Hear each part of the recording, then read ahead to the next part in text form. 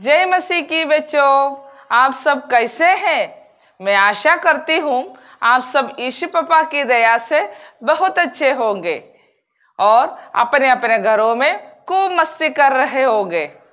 आज हम आपके ऑनलाइन संडे स्कूल में पहाड़ के बारे में और गीतों के माध्यम से परमेश्वर पिता की महिमा करेंगे। तो आइए बच्चों, हम सब अपने आंखों को बंद करें और प्रार्थना में जाएं। प्रेमी अनुग्रहकारी परमेश्वर पिता, हम धन्यवाद देते प्रभु। थोड़ी देर आपका चरणों में बैठने जा रहे प्रभु, आप हमारा साथ और संग रहिए परमेश्वर पिता। इतना पिछले एक हफ्ता आप जीने का शक्ति और सामर्थ दिया परमेश्वर, हर मुसीबत से हमको बचा कर रखा, इसलिए धन्यवाद देते परमेश्वर। हमारा हर बच्चे लोगों को आपका हाथों में देते परमेश्वर, उन लोगों को पेरेंट्स को आपका हाथों में देते परमेश्वर, टीचर्स को आपका हाथों में देते परमेश्वर, सबको आप संभाल कर रखिए परमेश्वर। हालेलुया परमेश्वर। आज का ऑनलाइन संडे स्कूल में जो कुछ हम सिखाएंगे परमेश्वर, वो सब अपना मन में ग्रहण करने के लिए आप सहायता करिए परमेश्वर। उन लोगों के दिमाग में रहने पाए परमेश्वर, उसके अनुसार जीवन बिताने के लिए आप सहायता करिए परमेश्वर। थोड़ी देर बैठने जा रहे, आप सहायता करिए, यीशु मसीह का नाम से मानते हैं, आमीन। बच्चों, जैसे मैंने आपको बताया है कि आज हम पहाड़ों के बारे में सीखेंगे कि बाइबल में कितने पहाड़ों का वर्णन है और उनके आत्मिक अर्थ को आज हम और अच्छे से सीखेंगे। इसके लिए मैं आपकी रीड आंटी को आमंत्रित करती हूँ।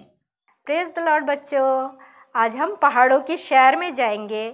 जैसा कि आपकी जीबी आंटी ने बताया कि आज हम बाइबल से पहाड़ों के बारे में अध्ययन करेंगे।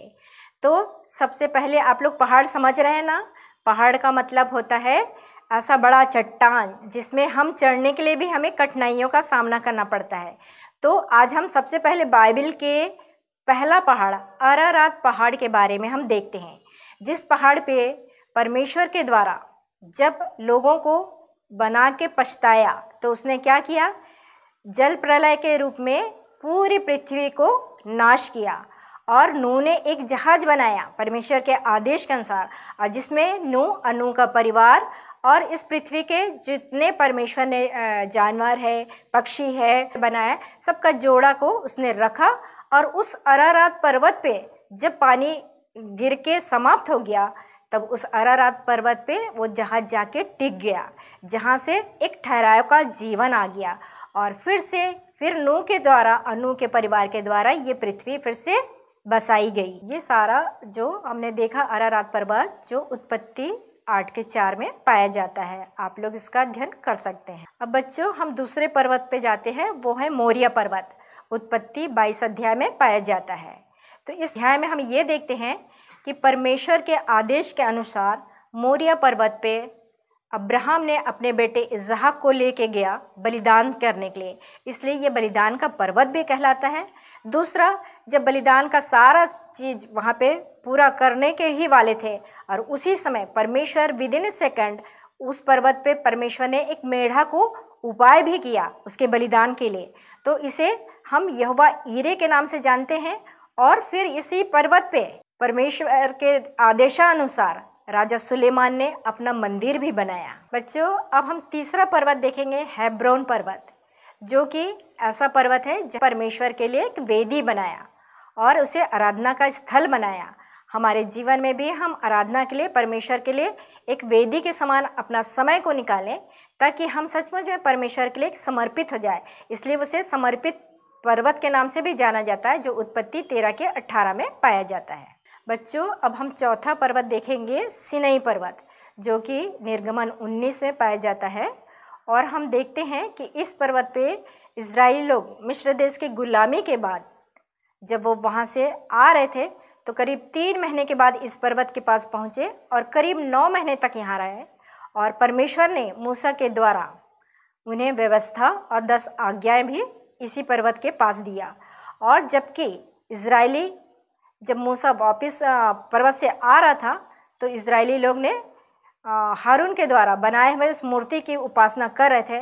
तो परमेश्वर और मूसा यहाँ पे अपना क्रोध को भी दिखाया था इसी पर्वत के पास। अब बच्चों, हम 5वें पर्वत को देखते हैं, जो है होरेब पर्वत, जहाँ पे परमेश्वर ने मूसा को जलती हुई झाड़ी में अपना दर्शन कराया और अपनी सेवकाई के लिए बुलाया।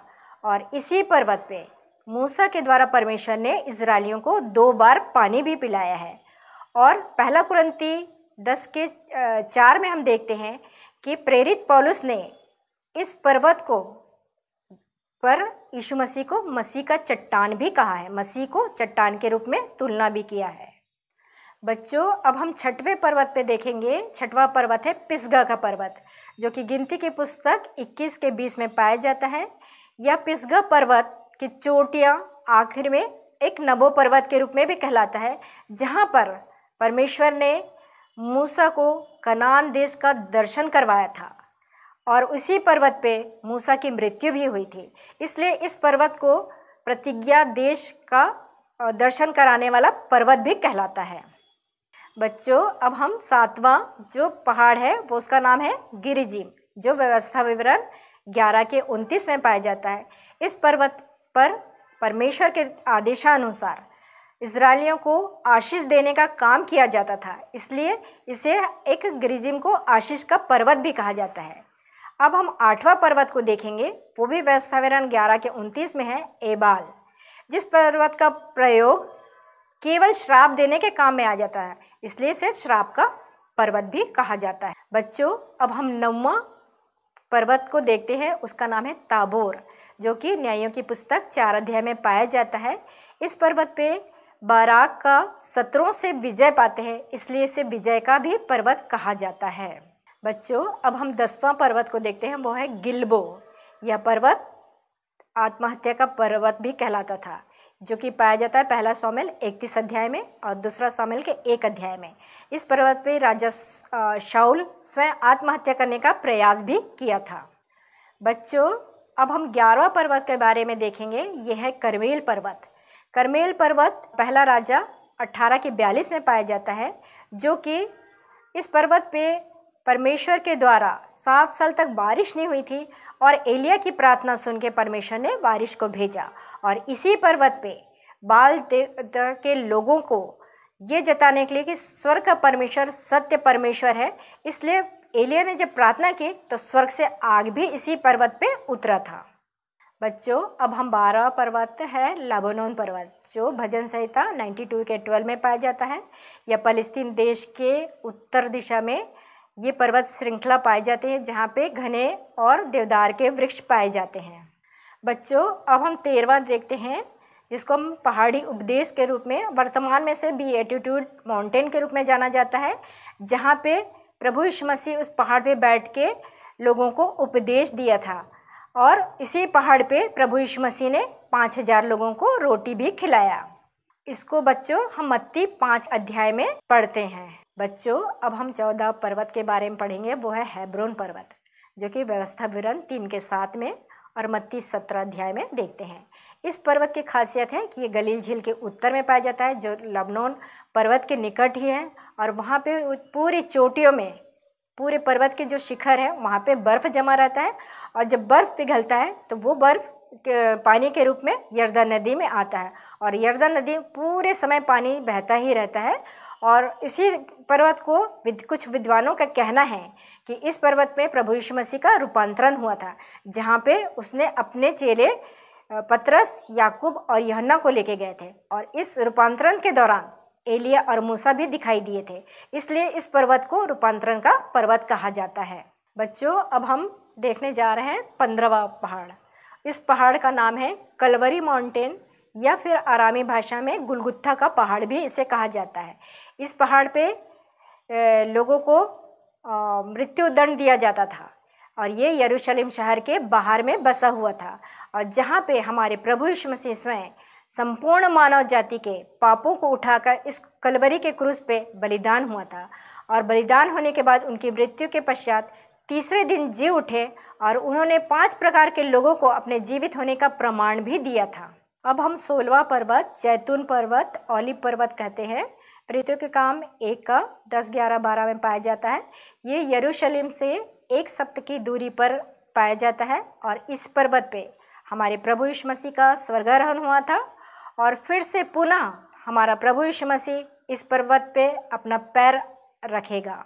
बच्चों, अब हम आखिरी पर्वत देखने जा रहे हैं। वो सिय्योन पर्वत है जो भजन संहिता 48 के 2 में पाया जाता है। और यह पर्वत, सिय्योन पर्वत, राजाधिराज का घर नगर कहलाता है। और यह पर्वत परमेश्वर का राज्य कहलाता है।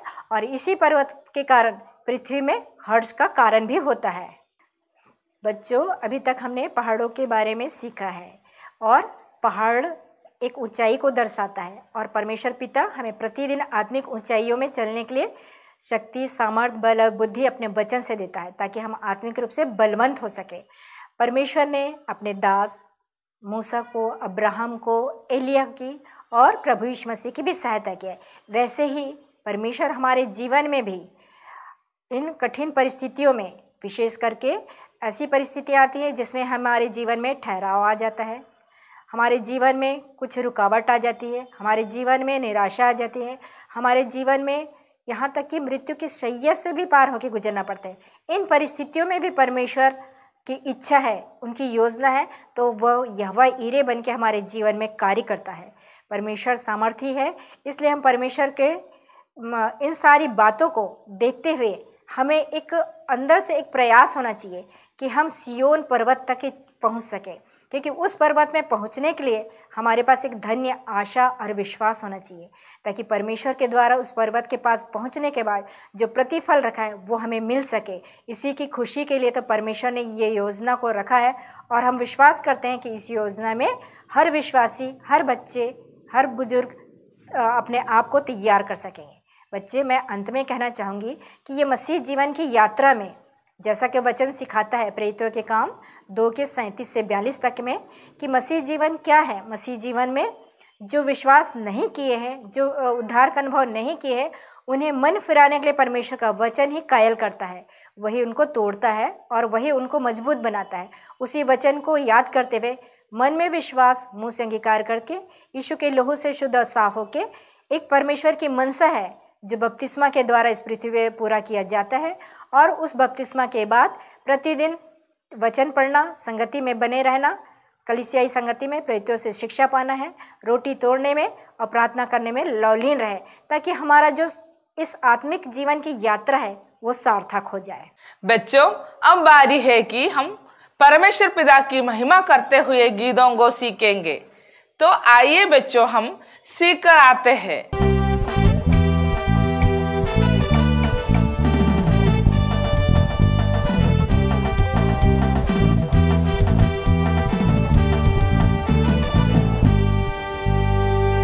हे गाइस, प्रेज द लॉर्ड। मैं आशा करता हूं कि आप लोग सब अच्छे होंगे। आपने जैसे कुछ देर पहले रीड आंटी के द्वारा पहाड़ों के बारे में सीखा और पहाड़ों की विशेषताओं को भी जाना। तो जैसे कि आपने देखा कि लोग ऊंचे स्थान पर जाके परमेश्वर की आराधना किया करते थे, वैसे ही हम भी एक ऊंचे स्थान पर हैं, जो कि हमारा चर्च का छत है। और पीछे आप देख सकते हैं कि हमारा पूरा रायपुर शहर है। तो दोस्तों, आपने इसे देखा, पिछले 5-6 महीनों में हमने बहुत सारे अलग अलग गीत और नए नए गीत आपके सामने लाए। बहुत सारे भैया और दीदी लोग ने इस पे बहुत मेहनत की। और आपने चर्च आके भी देखा होगा कि कितने मस्ती से और अच्छे से हम ये सब काम करते हैं। और आज भी हम आपके सामने एक नए गीत गाने वाले हैं। और मैं आशा करता हूँ कि आप इस गीत के साथ हमारे साथ गाएं और नाचें। तो जैसा कि आप अब देख सकते हैं कि अभिषेक भैया जो कि बेस गिटार में हैं, और सैमसन भैया जो कि कीबोर्ड में है, और एडसन भैया जो कि ऑक्टोपैड में है, और मैं जो कि इलेक्ट्रिक गिटार में हूँ। तो हम जब एक गीत गाने वाले हैं तो आप हमारे साथ नाच के और गा के इस गीत को एंजॉय करें।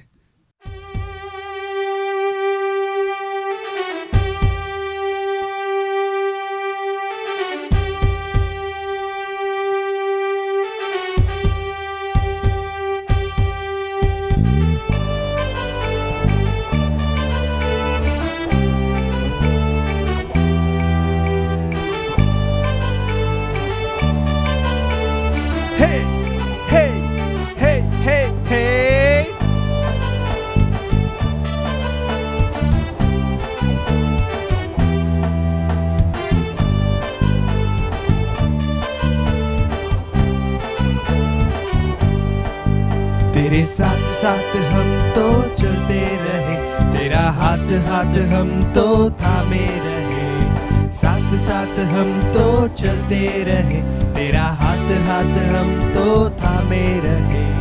चाहे जहाँ भी हम जाएंगे, यीशु का नाम हम ले जाएंगे। हम सब एक होकर बोलेंगे, खुशियों से शोर मचा देंगे।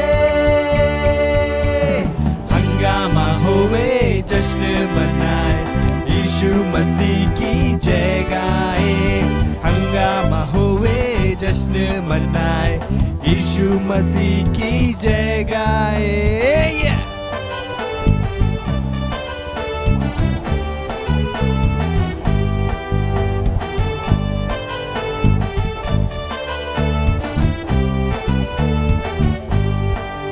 तेरे मंदिर में हम आते रहे, तेरी जय जयकार हम करते रहे। मंदिर में हम आते रहे, तेरी जय जयकार हम करते रहे।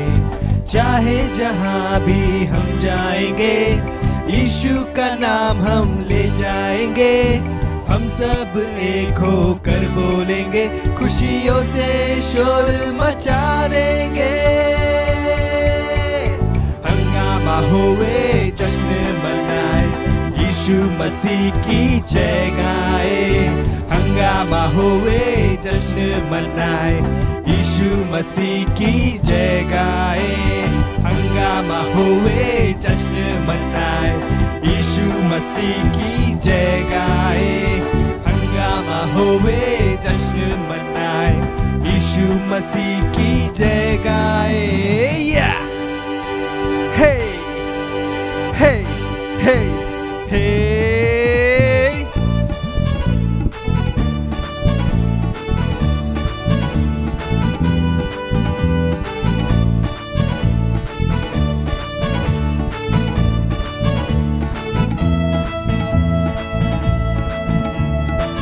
तू ही रब है, तू ही सब है, तू ही कल था, तू ही अब है, तू ही सबसे अलग है।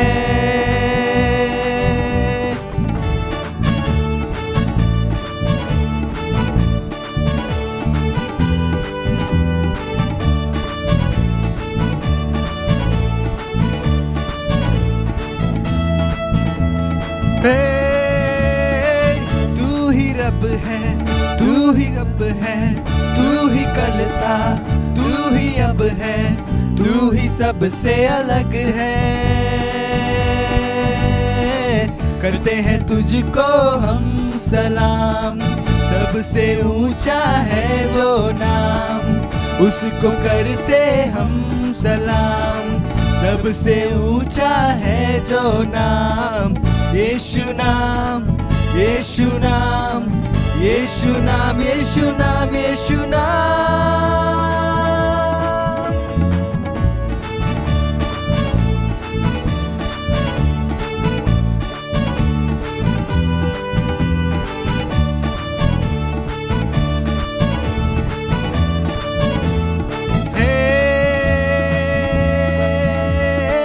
देखे हैं हमने लाखों ऐसे, पर तेरे जैसा कोई नहीं रे।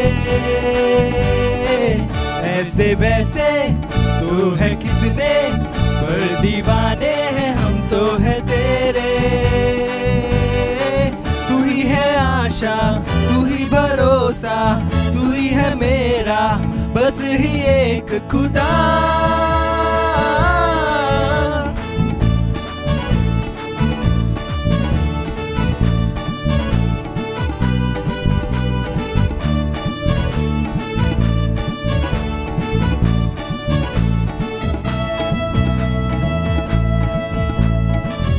आए हैं हम तेरे शहर में, यीशु का नाम ऊंचा उठाने।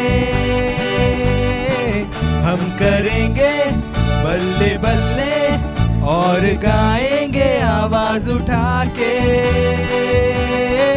तू ही है आशा, तू ही भरोसा, तू ही है मेरा बस ही एक खुदा।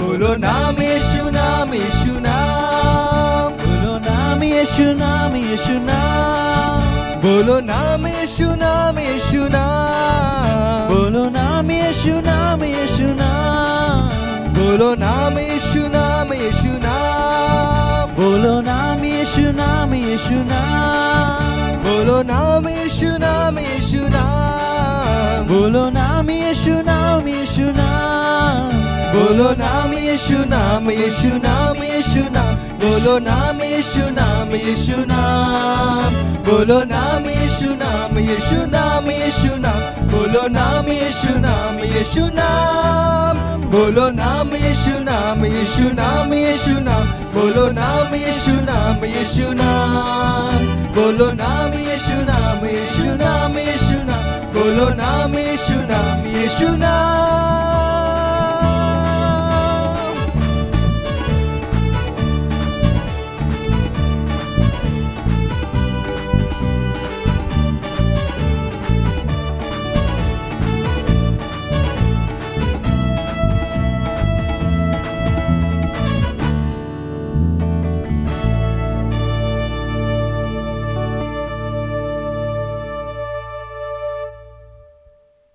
तो हम आशा करते हैं आप भी इसे हमारे साथ नाचते और गाते हुए इसको गीत को एंजॉय किए होंगे, और हम अगले हफ्ते फिर मिलेंगे।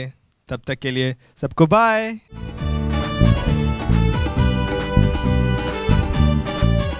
बच्चों, आज हमने बाइबल में पाए जाने वाले कुछ पहाड़ों को सीखा कि कैसे परमेश्वर पिता ने अपने दासों की सहायता किए है और उन ऊंचाइयों में पिता की अनेक महिमा को प्रकट किया। वैसे ही अगर बच्चों हम भी परमेश्वर पिता से प्रार्थना करें कि हमें भी परमेश्वर पिता अपने दासों के समान इस्तेमाल करेंगे, इसके लिए हम प्रार्थना करने वाला हो जाइए।